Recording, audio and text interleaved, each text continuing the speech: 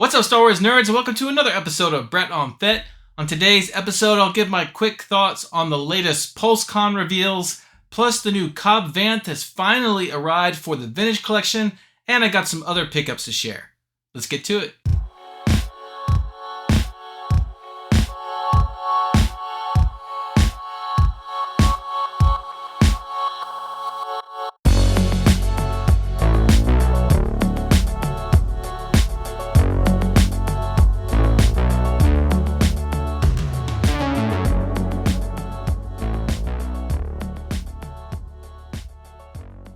Welcome back to the channel. This is episode 103 of Brett on Fett, and it has been years that collectors have been waiting for a Cobb Vanth figure to finally arrive in the 3 3/4 scale for the Vintage Collection, and he's finally hit some stores, hitting Walmarts in the US first. And I can't wait to take a look at this awesome new figure.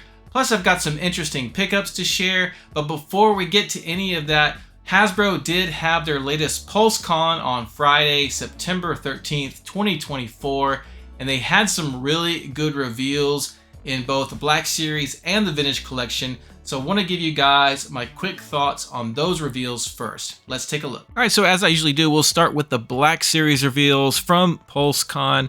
And they started off with the reveal of the Stap and Battle Droid pack. This is a little bit confusing because they actually revealed this at San Diego Comic-Con. So they're just kind of rehashing it, I guess. And it looks great, it looks really good. My only complaint about this one is the stand, which is really nice because you can rotate the angle of the Stap, so pose it in different directions, which is cool. But my issue with the stand is it's that cloudy white plastic. So it's translucent, but not transparent. I think it would have been a lot better if they went ahead and made a very clear stand, similar to the stands they made for the TVC speeder bikes. Next, they revealed a new Gaming Greats figure for the Black Series. This is Dagan Gera from Jedi Survivor. And he's a really cool looking Jedi, and they did a great job, especially with his outfit. The robes look really good. The face sculpt and the hair looks really good. I think they pretty much nailed this one. So I think Black Series collectors who are also fans of Jedi Survivor are definitely going to want to pick this one up. Now, arguably the nicest looking figure of all the reveals from the Star Wars PulseCon 2024 was this Prince Xizor from Shadows of the Empire. This figure looks amazing.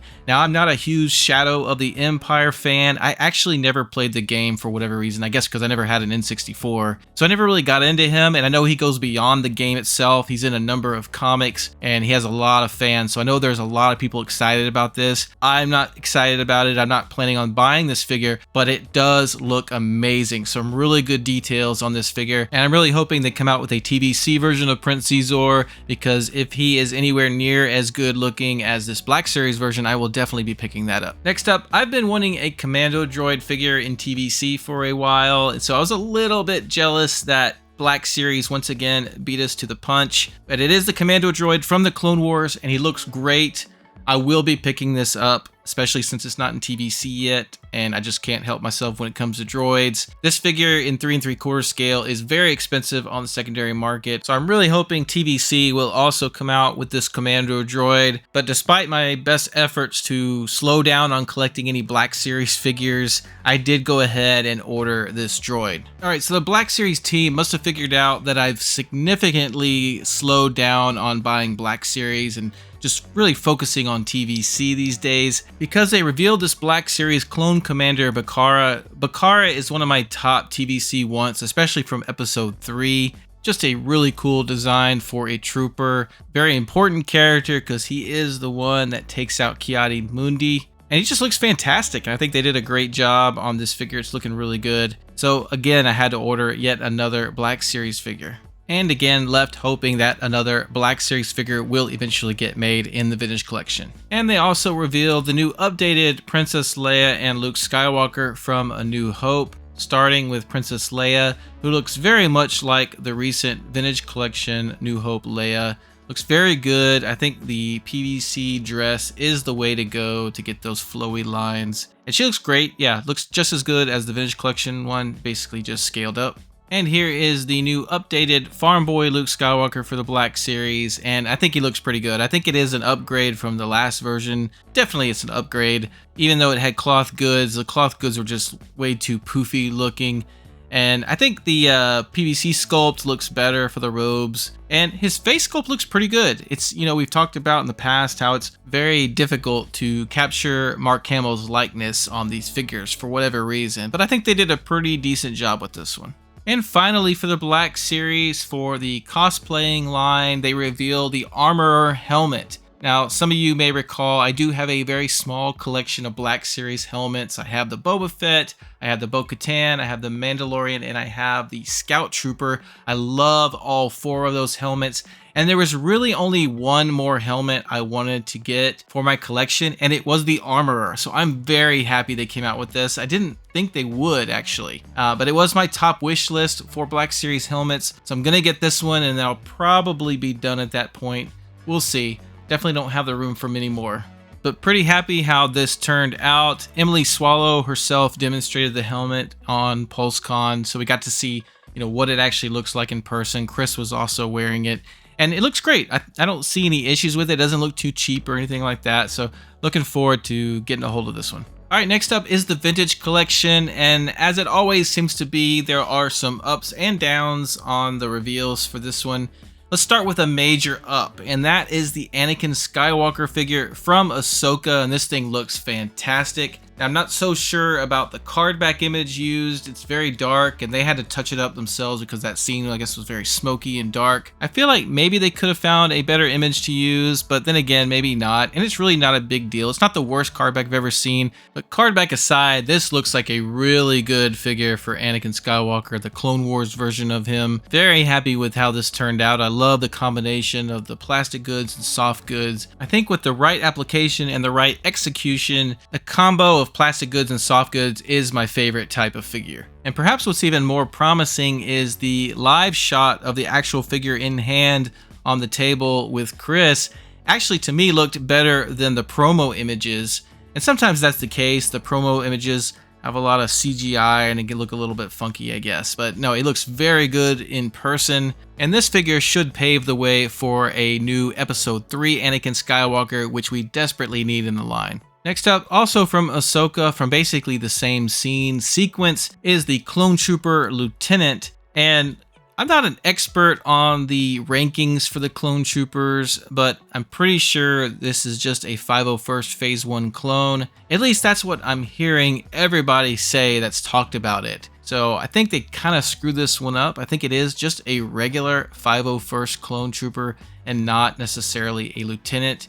So it's a little bit strange that they did that. But then again, this is Hasbro, and every now and then Hasbro does some strange things. But nothing wrong with the release. It's a great mold. Get some more of these Phase 1 Clone Troopers out, different colors, different rankings. But I think it's a pretty solid release. Hasbro just needs to be a little more careful when naming these things.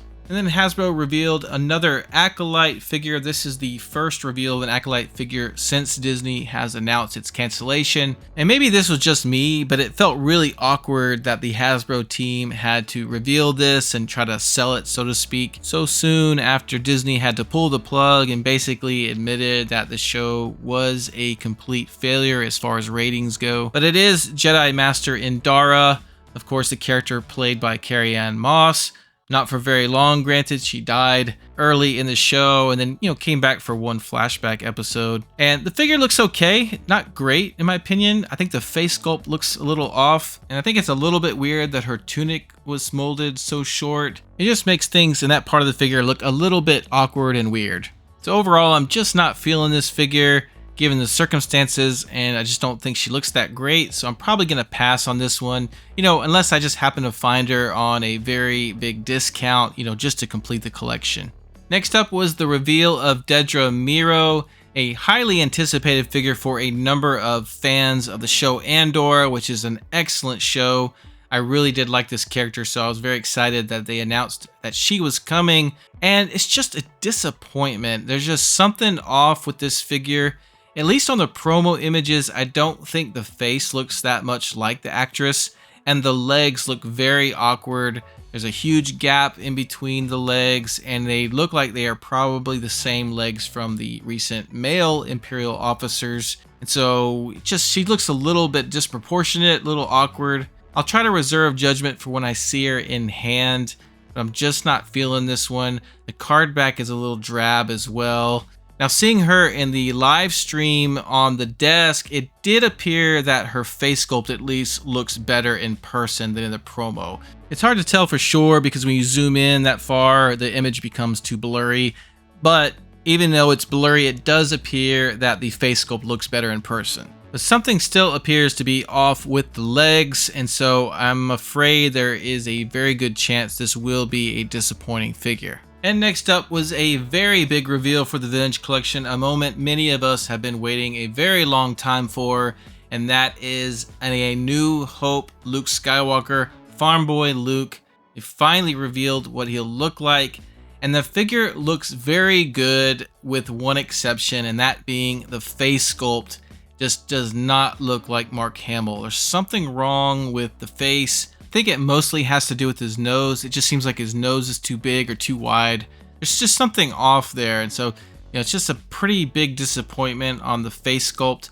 The rest of the figure, I really like what they did with the plastic molding for his robe, and it looks pretty good. I heard some chatter about the boots not being the right color, but when I looked at some of the iconic scenes, like the one where he's standing and looking at the sun, it looked like the boots were pretty much an off-white. So I think the color's fine. I like everything about this figure except the face sculpt, and so that's unfortunate. But let's hope the actual version in hand looks much better. They did have him in hand on the live stream, but they kind of kept the figure facing sideways, so it was really hard to tell and to be able to focus in on what the head sculpt looks like in hand. And finally, for the Vintage Collection reveals, they revealed a brand new playset called Streets of Mos Eisley. Obviously, this is on Tatooine.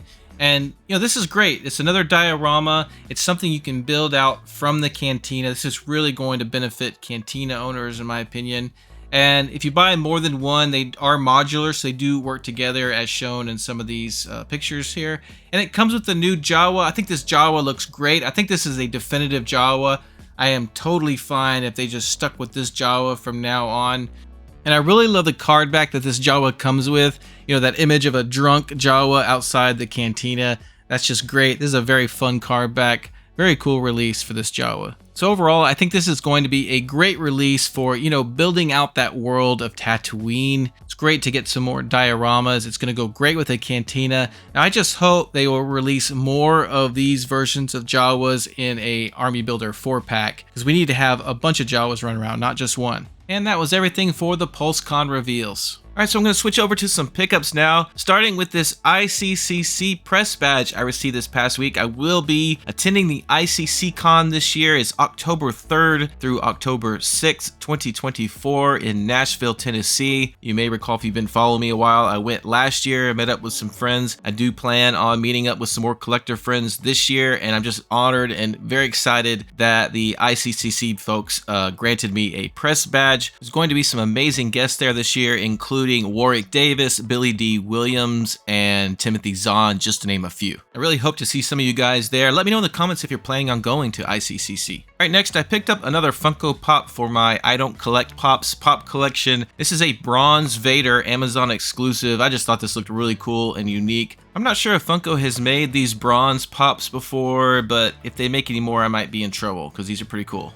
Alright, let's get into some figures, starting with a banger, another Vintage Kenner mint on card figure for my collection. This is the C-3PO removable limbs on a 47 back A. This is the debut card for this figure, and it is in great shape. It's got the Kmart $2.99 sticker, and there's the free 4-LOM offer. There is 3PO looking fantastic. The bubble is really nice. Everything about this figure is really good shape. It graded a CAS 85, straight 85s on the sub score.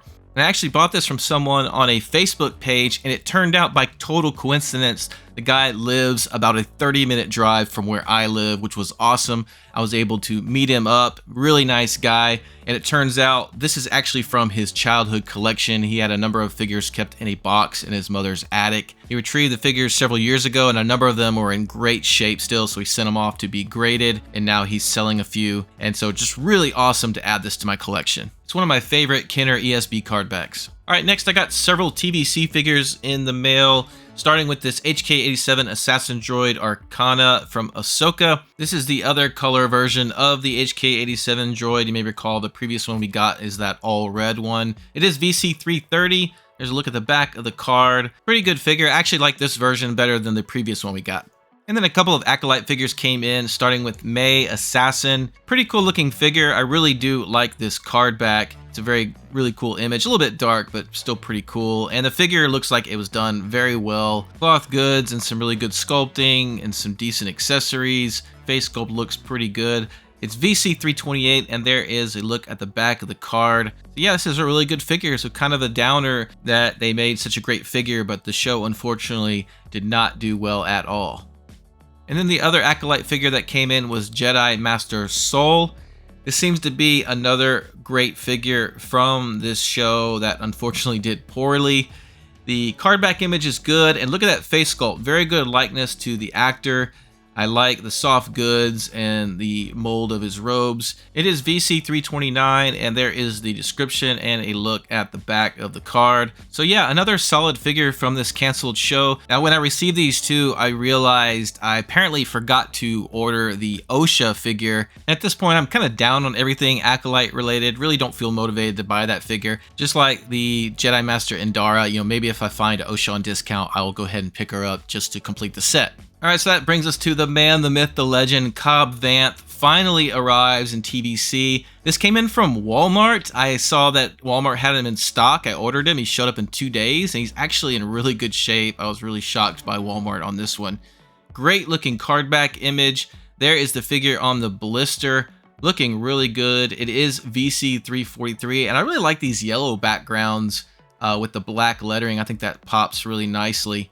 But yeah, it's got that first card that is actually a little bit larger. I thought this was going to be the same size card back as the Maldo Kreese Mando.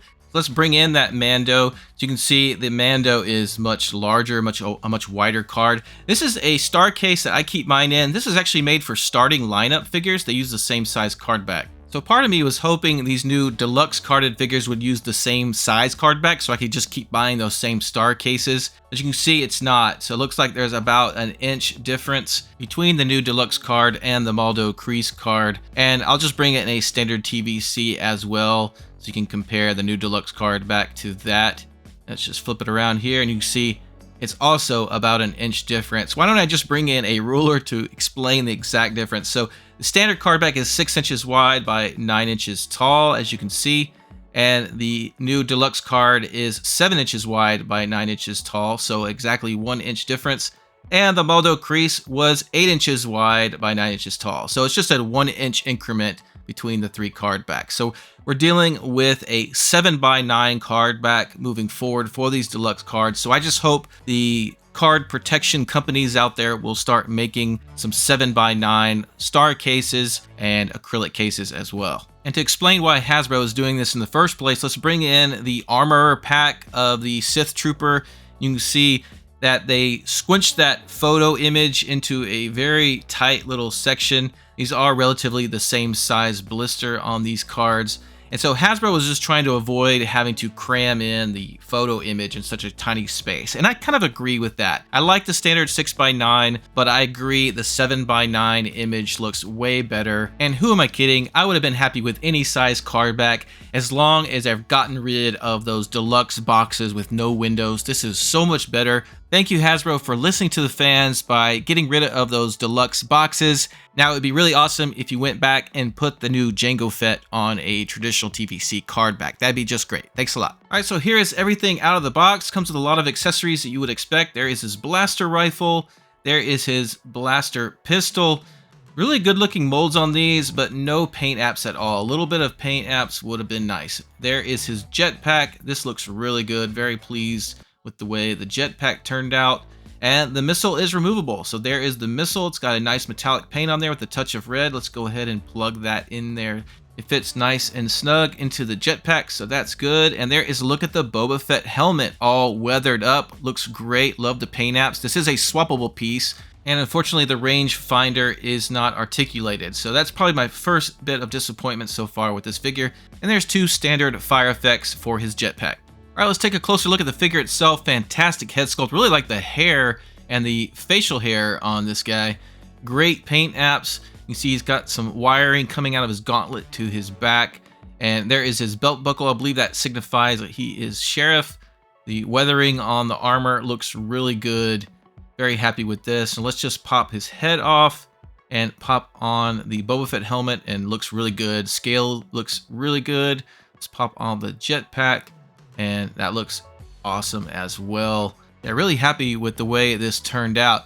Now, as you might have heard, the chest armor is removable, so we'll go ahead and do that now. We'll take off his head and that scarf, and you got to unplug the wiring there from his back. It's got a little peg hole, and it just pulls right off. The armor is like a rubbery plastic, and we'll just go ahead and pop the scarf back on as well as his head, just to show you what it looks like. And there he is. And you can tell that Hasbro did not intend for us to remove the armor on this particular figure because it's got the wires. They do not come off the gauntlet, and then they have nowhere to plug into his back, obviously. So it's a little bit awkward. And the gauntlets don't remove either. So this is obviously not intended to be a transformable figure to the regular Sheriff Cobb Vanth. I think this was just a more efficient tooling mechanism for Hasbro to be able to more easily produce the regular Sheriff version of Cobb Vanth, which I'm sure will be coming in the next year on a Book of Boba Fett card most likely. So here's what Cobb looks like with some of the accessories in hand, his jetpack on, looking pretty good. And here he is with his helmet on and his blaster rifle in hand, again looking very awesome. So very happy with the look of this figure. So now let's take a look at the articulation. The head is on that ball, but he's still pretty limited, and I think it's because of the shape of his head and his chin. I don't think it's because of the scarf. The scarf's not really getting in the way. He's got a ball hinge at the shoulder socket and a flexible pauldron, and he can get pretty high up there. Stays pretty good. If you can getting above the shoulder, that's good enough. Got a ball hinge at the elbow, and he can get more than 90 there, so that's adequate.